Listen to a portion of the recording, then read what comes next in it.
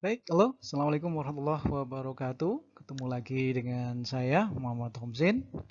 Kita akan membahas satu materi pelajaran prakarya, di mana sudah kita tahu bahwa prakarya sendiri memiliki 4 aspek pembelajaran. Yang pertama adalah materi kerajinan, yang kedua materi pengolahan, yang ketiga adalah budidaya, dan yang terakhir adalah rekayasa. Nah, pada kesempatan kali ini kita akan coba membahas aspek yang pertama, yaitu tentang kerajinan. Oke, bahasan pada pokok pertama kita terkait dengan judul kerajinan dari bahan kayu, bambu, rotan, dan tempurung kelapa. Saya kira dari bahan-bahan ini itu sudah sangat familiar ya, kecuali mungkin satu ini yang rotan, karena kebetulan di Temanggung cukup jarang kita temukan. Kita langsung masuk ke kompetensi dasarnya. Di sini kita hanya membatasi pada 3.1, yaitu memahami pengetahuan tentang jenis, ya, satu jenis, yang kedua sifatnya, yang ketiga karakteristik, kemudian tekniknya. Tapi ini kita akan bahas secara umum saja. Kemudian indikatornya yang kita pelajari di sini, satu, mengidentifikasi jenis kayu apa saja sih, yang jenis bahan kerajinan apa saja sih yang nanti kita akan coba bahas. Kemudian setelah nanti ketemu jenis-jenisnya, kita akan mengetahui sifatnya. Yang ketiga adalah karakteristiknya bagaimana. Kemudian yang terakhir adalah teknik mengolahnya itu bagaimana. Nah, saya kira ini yang nanti akan kita bicarakan di bahasan kali ini. Kita langsung masuk ke materi yang pertama. Produk kerajinan bahan kayu, bambu, rotan, dan tempurung kelapa. Yang pertama, bahan yang pertama yang sangat familiar adalah kayu. Ya, di sini kerajinan kayu atau sering dikenal dengan istilah woodcraft, ya, merupakan produk yang sudah cukup lama ditekuni di Indonesia. Kita tahu salah satu jenis produk kayu adalah namanya ukir yang dari Jepara itu. Nah, itu sudah sangat mendunia sekali. Dan setiap daerah itu memiliki karakteristik yang berbeda atau keunikan sendiri dalam keindahan ukirannya. Nah, jenis kayu apa saja yang bisa diukir? Di sini ada beberapa. Satu, kayu jati, jelas. Nah, ini sudah kita tahu. Yang kedua, kayu mahoni. Kayu mahoni juga kontur kayunya sangat keras juga. Kemudian ada kayu pinus. Ini kalau masih dalam kondisi basah itu kandungan getahnya cukup banyak. Kemudian kayu sawo, kayu nangka, dan kayu kelapa. Tapi untuk yang terakhir ini sangat jarang ya, kita temukan. Ya, walaupun ada juga. Kemudian produk kayu itu sendiri, salah satu contohnya di sini satu topeng. Nah, di Temanggung banyak sekali. Apalagi yang suka jadilan, nah, pasti ketemu dengan jenis produk seperti ini. Ini topeng dari kayu jati. Ini berarti menggunakan teknik ukir ya, kalau nanti kita bicara masalah tekniknya. Yang kedua, miniatur perahu. Ini juga berbahan kayu. Biasanya sisa atau limbah kayu yang sudah tidak terpakai itu akan disusun kembali, diajikan sebagai miniatur seperti ini. Ini kan kayu-kayu sisa sebenarnya. Oke, itu nomor satu selesai. Yang kedua adalah masih di bahasan kayu, tapi kita lebih ke ranting kayunya. Apa sih ranting kayu? Tahu semua ya? Nah, jadi ranting kayu merupakan bagian pohon yang bercabang atau cabangnya. Kalau batang pokoknya itu yang besar itu, kemudian yang bercabang-cabang itu kita kenal dengan istilah ranting kayu. Nah, untuk membuat produk kerajinan dari ranting kayu biasanya menggunakan teknik konstruksi atau membangun, menyusun, ya, construction ini.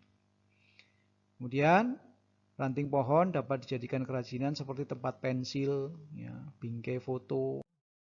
Nah, contohnya ini ada bingkai untuk cermin sebenarnya. Ini cerminnya dari tengah, kemudian ini adalah kayu-kayunya yang disusun. Ini dari akar mungkin ya, atau mungkin dari batang-batangnya. Ah, kalau yang paling jelas yang ini, contoh yang kedua, ini jelas dari ranting yang susun jadi satu. Jadikanlah sebuah kursi. Masuk ke jenis nomor 3, yaitu bambu. Di Temanggung masih cukup sering atau cukup banyak kita temukan, apalagi bambu petung yang besar itu ya. Nah, ini bambu biasanya hidup di daerah tropis. Indonesia termasuk daerah tropis. Ini banyak sekali kita temukan. Ya. Bambu yang memenuhi syarat untuk dijadikan kerajinan itu adalah satu, tidak terlalu tua. Yang kedua, tidak terlalu muda. Kenapa? Kalau terlalu tua, biasanya nanti akan cepat lapuk atau sudah tidak begitu keras lagi. Sedangkan kalau yang terlalu muda, biasanya nanti akan gampang berjamur dan tidak awet. Ya. Contohnya seperti apa? Nah, ini banyak juga. Satu, bingkai foto. Ini kan dari bambu ini ya. Bambu kalau ikatnya ini menggunakan rotan kalau salah ya. Ini bambu. Kemudian ini yang menggunakan teknik anyam. Dijadikan sebagai hiasan lampu. Kalau yang sering kita temukan di rumah ya mungkin ada tempat nasi, ada tampah dan lain-lain, tudung gitu ya, caping, banyak. Yang keempat, bahan rotan. Nah, ini yang agak jarang ada di Temanggung. Mungkin beberapa dari kalian juga belum pernah melihat pohonnya sebenarnya seperti apa sih kalau rotan. Nah, nanti di akhir kita lihat ya. Nah, rotan itu sendiri adalah hidupnya sama di alam tropis. Kemudian bagian rotan yang paling banyak dimanfaatkan adalah bagian batangnya. Ya, bagian batangnya. Di sini ada note atau tambahan catatan bahwa getah rotan dapat digunakan sebagai bahan baku pewarnaan, industri keramik, dan farmasi. Oh, ini pengetahuan tambahan ya. Jadi ternyata keramik itu pakai getah rotan untuk warnanya. Kemudian produknya sangat banyak. Satu, kursi. Yang kedua, tas. Ini dengan teknik anyam semua ini ya. Ada teknik anyam semua. Masuk ke nomor 5, tempurung kelapa. Tempurung kelapa adalah ini dari buah kelapa yang telah diambil dagingnya dan menyisakan sebuah tempurung dan serabut yang dapat dijadikan sebagai kerajinan. Jadi tempurung kelapa sendiri berpotensi menjadi aneka kerajinan tangan yang bernilai seni tinggi, mengingat konturnya cukup keras, cukup awet, kemudian bisa kita poles. Ya. Contohnya apa? Ini ada kap lampu, ini hiasan lampu. Kemudian ada teko dan cangkir untuk minum.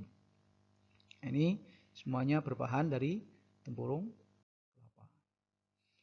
Itu tadi beberapa jenis bahan yang akan kita manfaatkan nantinya pas nanti kalau suatu saat kita praktek, kita akan milih salah satu jenis bahan kemudian kita jadikan sebagai kerajinan. Kita masuk ke subbahasan yang berikutnya adalah karakteristiknya. Oke. Karakteristik dari bahan yang pertama adalah bahan kayu. Satu, untuk mengolah kayu menjadi barang kerajinan biasanya teknik yang digunakan adalah memahat atau carving. Ya, taunya diukir ya, mengukir sama memahat sama lah. Ini teknik carving adalah teknik pembuatan kerajinan yang dilakukan melalui proses pengambilan bagian-bagian dari bahan yang tidak diperlukan pada material yang dipahat. Contoh buat topeng. Bagian mana yang akan dijadikan untuk hidung itu disisakan, kemudian lekukannya itu yang dibuang dan lain-lain. Intinya adalah bagian yang tidak dibutuhkan itu yang dipahat. Kemudian jangan lupa untuk membuat sebuah kerajinan kita perlu membuat rancangan.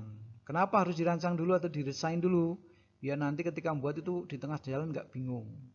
Buat topeng, rencana buat topeng tapi di tengah-tengah karena nggak didesain malah jadinya hiasan dinding atau apa ya, beda. Nah, ini berarti tidak melakukan desain yang benar. Itu karakteristik yang pertama. Ini contoh kayunya semuanya sudah tahu lah. Ini contoh kayunya, kemudian ini adalah orang yang sedang melakukan carving atau memahat.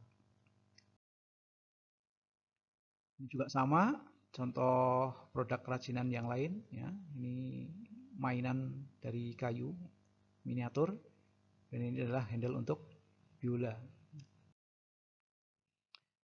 Karakteristik yang nomor 2 yaitu bambu. Bambu adalah kerajinan anyaman bambu dapat dijadikan untuk tikar, dinding rumah tradisional dan lainnya. Nah, di sini produk seni kerajinan anyaman bambu dapat diolah dengan peralatan yang masih sangat sederhana. Makanya di sini dengan alat-alat yang cuma geraji sama catut ya. Itu sudah bisa membuat anyaman atau mungkin dengan pisau lah. Kemudian bambu yang dipilih yaitu bambu yang sudah matang dengan ruas yang cukup panjang. Nah, di sini tidak semua jenis bambu bisa untuk jenis anyam. Kalau untuk hiasan bukan anyaman mungkin bisa ya. Tapi kalau bambu petung dijadikan anyaman biasanya agak susah karena jenisnya yang cukup keras. Ya, jadi ada jenis-jenis bambu tersendiri. Nah, ini beberapa orang yang sedang melakukan pengerjaan produk kerajinan. Nah, ini menggunakan pisau dan ini adalah teknik yang anyam. Ini mungkin sedang membuat apa ini? Membuat tempat apa ini ya?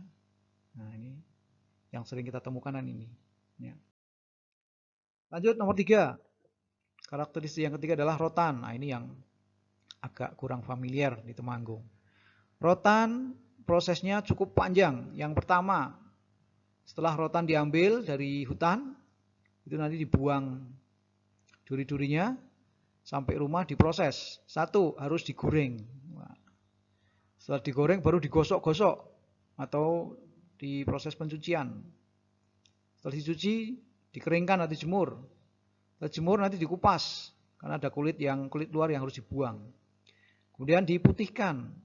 Ini nanti tinggal menyisihkan kulit yang dalamnya. Kemudian diasapi, kemudian diluruskan atau dibengkokkan, tergantung nanti model produknya mau seperti apa. Yang terakhir adalah diawetkan, biar tidak berjamur, biar tidak gampang terkena bakteri ya. Jadi nanti produknya tetap awet. Nah, dalam membuat struktur kerajinan rotan, teknik yang dilakukan adalah melengkungkan rotan dengan bantuan panas. Ini berarti rotannya dipanaskan. Kalau untuk yang rotan masih dalam batang. Kalau yang sudah diirat, ya sudah jadikan sebagai lembaran-lembaran kecil itu, mungkin tidak perlu teknik pemanasan ini ya. Oke, ini contohnya.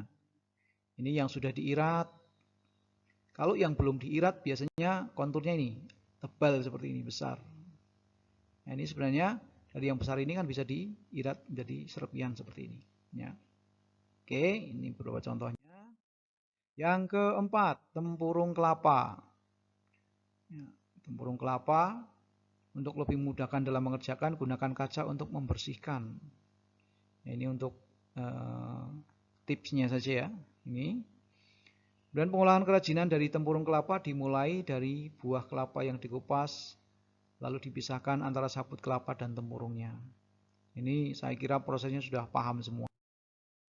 Nah, ini tempurung kelapa yang masih belum diproses, ya masih apa adanya. Nah, kemudian bapak-bapak ini sedang asik melakukan processing, pembuatan kerajinan.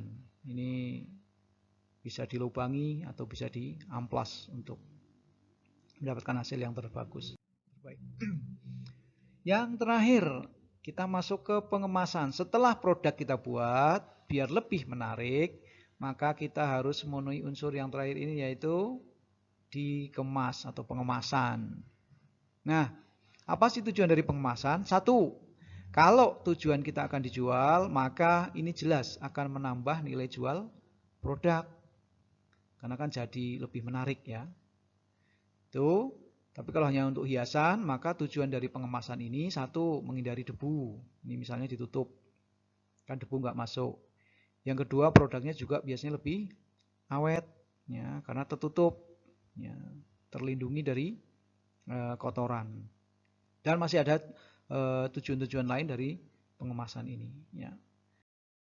Baik, saya kira itu bahasan kita hari ini. Saya ingatkan kembali terkait dengan materi tadi. Jadi kita tadi sudah membahas tentang kerajinan dari bahan 1, ada bambu. Ya. Yang kedua, ada dari rotan. Nah, ini contoh rotan pohonnya itu sebenarnya seperti itu. Dan banyak durinya sebenarnya. Dan yang ketiga tempurung kelapa sudah apal semua. Yang terakhir adalah dari kayu atau yang ranting kayu. Baik, saya kira itu yang bisa saya sampaikan. Jangan lupa nanti masuk kembali ke Google Classroom untuk mengerjakan tugas-tugas yang sudah Bapak lampirkan di sana. Terima kasih. Tetap semangat ya, walaupun dalam kondisi seperti sekarang, tetap semangat untuk belajar, tetap sehat, tetap kuat dan jangan lupa untuk diselesaikan tugasnya. Oke, terima kasih. Assalamualaikum warahmatullahi wabarakatuh.